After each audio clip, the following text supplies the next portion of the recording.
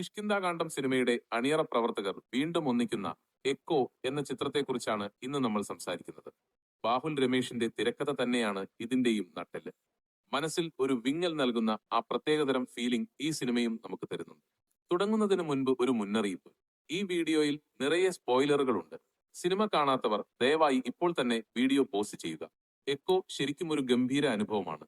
അതിലെ മൂടൽമഞ്ഞ് നിറഞ്ഞ ലൊക്കേഷനും സന്ദീപ് എന്ന നടന്റെ പ്രകടനവും എടുത്തു പറയേണ്ടതാണ്.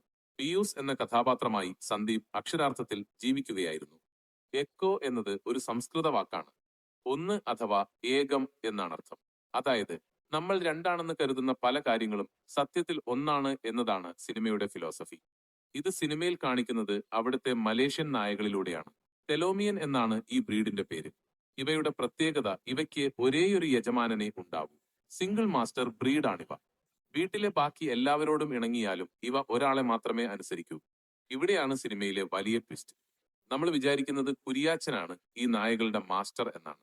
എന്നാൽ ക്ലൈമാക്സിൽ നമ്മൾ തിരിച്ചറിയുന്നു മ്ലാത്തിച്ചേടത്തിയാണ് അവയുടെ ശരിയായ യജമാനൻ എന്ന്. സിനിമ പറയുന്ന ഏറ്റവും വലിയ സത്യം ഇതാണ്. ചിലപ്പോൾ സംരക്ഷണവും തടവറയും കണ്ടാൽ ഒരേപോലെ ഇരിക്കും. കുരിയാച്ചൻ മരിച്ചിട്ടില്ല. അയാൾ മ്ലാത്തിച്ചേടത്തിയുടെ തടവറയിലാണ്. അയാളെ സംരക്ഷിക്കാനല്ല, അയാൾ പുറത്തു പോകാതിരിക്കാൻ കാവൽ നിൽക്കുന്ന ജയിലർമാരാണ് ആ നായകൾ. ഇനി പിയൂസ് എന്ന സന്ദീപിന്റെ കഥാപാത്രത്തിലേക്ക് നോക്കുമ്പോൾ അവനും ആ നായകളെ പോലെയാണ്. അവന് ലോകത്ത് കുരിയാച്ചൻ അല്ലാതെ വേറൊരു യജമാനനില്ല. അതുകൊണ്ടാണ് കുരിയാച്ചനെ തേടി വരുന്നവരെയെല്ലാം അവൻ കൊന്നൊടുക്കുന്നത്.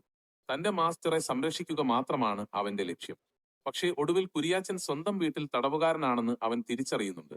നിർഭാഗ്യവശാൽ മ്ലാത്തിച്ചേടത്തിയുടെ നായകൾക്ക് മുന്നിൽ അവന് പിടിച്ചു നിൽക്കാൻ കഴിയുന്നില്ല. ചുരുക്കത്തിൽ കാഴ്ചയിൽ പലതാണെന്ന് തോന്നുമെങ്കിലും സംരക്ഷണവും നിയന്ത്രണവുമെല്ലാം ഒന്നാണെന്ന് എക്കോ ഓർമ്മിപ്പിക്കുന്നു.